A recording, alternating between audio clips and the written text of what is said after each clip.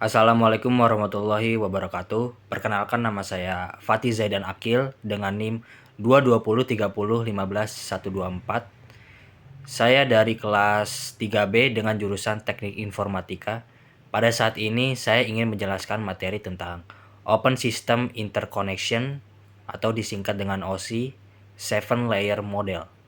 OSI model dikembangkan oleh International Organization for Standardization (ISO) pada tahun 1984 dan sekarang dianggap sebagai model arsitektur untuk komunikasi antar komputer.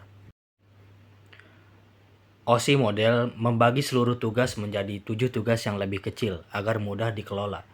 Ketujuh tugas tersebut diperankan oleh 7 lapisan layer, sehingga masing-masing lapisan akan bertanggung jawab pada satu tugas tertentu, dengan tetap menjalin komunikasi dengan lapisan di atasnya dan di bawahnya.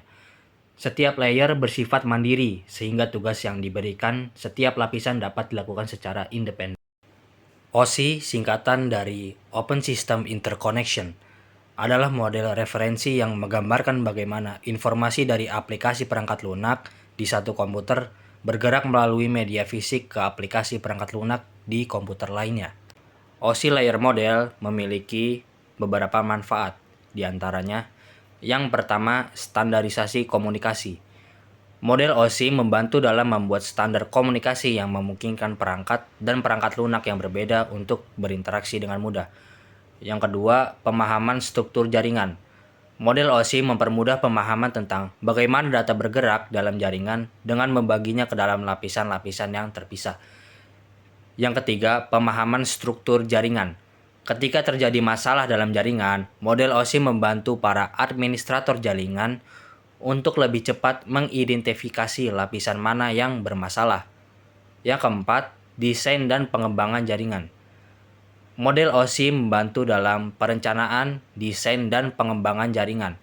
Dengan pemahaman yang kuat tentang setiap lapisan, para profesional dapat merancang jaringan yang efisien dan andal. Yang kelima, interoperabilitas. Model OSI mendorong perangkat dari berbagai vendor untuk berinteraksi dengan baik dalam jaringan yang sama dan meningkatkan interoperabilitas. Karakteristik OSI model. Model OSI dibagi menjadi dua lapisan. Yang pertama, lapisan atas atau upper layer, dan yang kedua adalah lapisan bawah atau lower layer. Lapisan atas, OSI model umumnya berhubungan dengan masalah terkait aplikasi dan hanya diimplementasikan dalam perangkat lunak. Lapisan bawah, model OSI menangani masalah transportasi data. Data link layer dan physical layer diimplementasikan dalam perangkat keras dan perangkat lunak. Upper layer pada OSI model berkaitan dengan user interface, data formatting, dan communication session. Layer pada upper layer diantaranya adalah application, presentation, dan session. Sedangkan lower layer berkaitan dengan bagaimana data mengalir. Beberapa layernya diantaranya adalah transport, network, data link, dan physical. Application layer. Di bagian paling atas dari lapisan OSI model, kita dapat menemukan application layer yang diimplementasikan oleh aplikasi jaringan. Aplikasi ini menghasilkan data yang harus ditransfer melalui jaringan.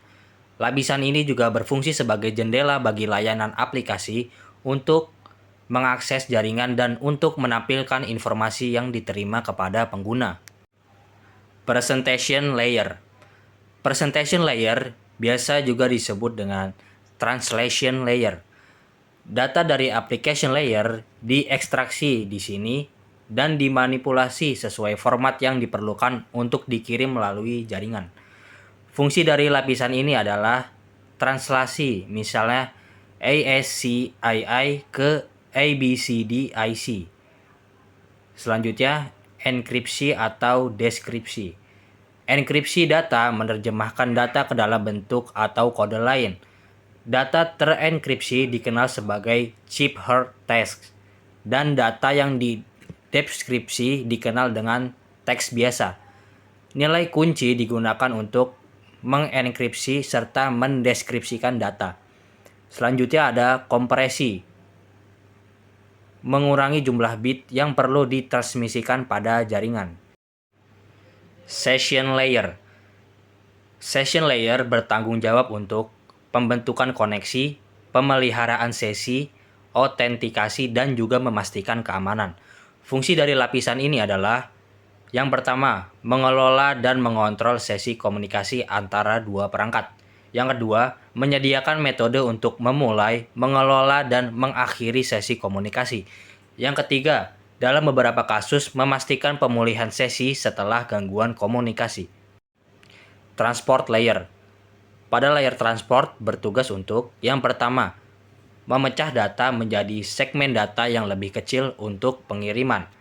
Yang kedua, memastikan pengiriman data yang andal antara perangkat dengan mengelola koneksi end-to-end, mengontrol aliran data, dan mengatur ukuran jendela window size. Yang ketiga, dua protokol transport yang umumnya TCP, kepanjangan dari Transmission Control Protocol, dan UDP, kepanjangan dari User Datagram Protocol. Network layer. Network layer akan membuat header untuk paket-paket yang berisi informasi IP, baik IP pengirim data maupun IP tujuan data.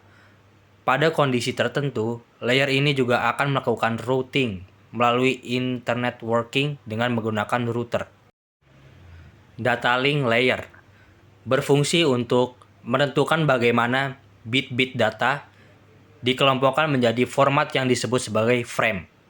Selain itu, pada level ini terjadi koreksi kesalahan, flow control, pengelamatan perangkat keras, seperti halnya Media Access Control Address atau MAC address. Mengelola aliran data antara dua perangkat yang terhubung secara langsung. Memastikan pengiriman data yang andal dengan mendeteksi dan memperbaiki kesalahan dalam pengiriman. Menangani akses ke media fisik, menghindari tabrakan atau collision, dan mengatur pengalamatan perangkat MAC address. Dan yang terakhir ada physical layer. Lapisan ini berisi informasi dalam bentuk bit dan bertanggung jawab untuk mentransmisikan bit satuan dari satu node ke node berikutnya. Saat menerima data, lapisan ini akan menerima sinyal dan mengubahnya menjadi 0 dan 1. Kemudian mengirimkannya ke data link layer yang bertugas untuk menyatukan kembali menjadi frame. Fungsi dari physical layer adalah sebagai berikut. Yang pertama, tugas lapisan fisik adalah mengelola perangkat keras fisik yang digunakan untuk mentransmisikan data seperti kabel, konektor, dan perangkat fisik seperti switch dan hub. Yang kedua, ini mencakup pengiriman bit data melalui media fisik seperti pengaturan sinyal listrik atau optik, modulasi dan demodulasi sinyal. Selanjutnya ada ilustrasi proses aliran data yang berawalan dari source lalu masuk menuju application, presentation, session, transport, network, data link, dan physical yang masuk ke satu komputer. Lalu setelah itu, komputer ini mengirim ke komputer lainnya yang juga mengeluarkan physical, data link, network, transport, session, presentation, dan application yang jika keluar disebut dengan destination. Source yang masuk ke salah satu komputer tadi, ketika dipindahkan ke komputer berikutnya, diubahnya dalam bentuk data stream, data, network header, dan frame header, dan dirubah menjadi angka-angka binary yang terdiri dari angka 1 dan 0. Sekian presentasi dari saya. Jika ada kesalahan kata dan ucapan mohon dimaafkan. Terima kasih. Wassalamualaikum warahmatullahi wabarakatuh.